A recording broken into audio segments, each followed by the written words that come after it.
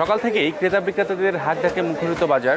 অন্যান্য সময়ের তুলনায় কিন্তু আজকের বাজারে দেখতে পেয়েছি যে ইলিশের সরবরাহ অনেকটাই বেশি এবং দামও কিন্তু কিছুটা কম রয়েছে।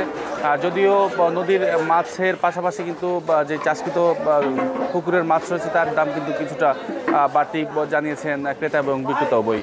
মূলত সাগরে ইলিশ ধরার নিষেধাজ্ঞা না থাকায় কিন্তু এর প্রভাব পড়েছে বাজারে। আমি আছি এই মুহূর্তে শহরের রয়্যালেজ বাজারে। এই বাজারে কিন্তু আজকে 1 কেজি সাইজের এবং 1200 গ্রাম পর্যন্ত যে মাছ রয়েছে সেই মাছ বিক্রি করা হচ্ছে কেজি প্রতি 1600 থেকে 1700 টাকা দরে, যা কিন্তু গেল 8-10 দিনের তুলনায় কিন্তু 200 থেকে 300 টাকা কমে বিক্রি করা হচ্ছে। তাছাড়া মাঝারি সাইজের যে মাছ রয়েছে 700 থেকে 900 গ্রাম ওজনের, তাও কিন্তু বিক্রি করা হচ্ছে 1400 থেকে 1500 টাকা দরে এবং ছোট সাইজের ইলিশ কিন্তু বিক্রি করা হচ্ছে 700 থেকে 800 টাকা কেজিতে। তো মূলত ব্যবসায়ীরা বলছেন যে ইলিশের সরবরাহ অন্যান্য সময়ের তুলনায় কিছুটা বৃদ্ধি পাওয়াতে এবং স্থানীয় নদীর পাশাপাশি নোয়াখালী, হাতিয়া, সন্দ্বীপ সহ বিভিন্ন জায়গা থেকে মাছ আসাতে কিন্তু ইলিশের দাম কিন্তু কেজিতে 200 থেকে 300 টাকা কমেছে।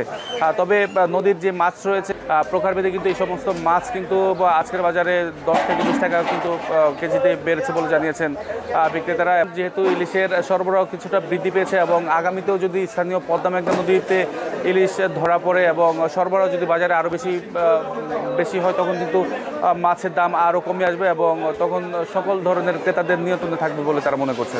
তো সব কিছু মিলিয়ে এই ছিল আমার চাঁদপুর থেকে মাছ বাজারের সবচেয়ে সংবাদ।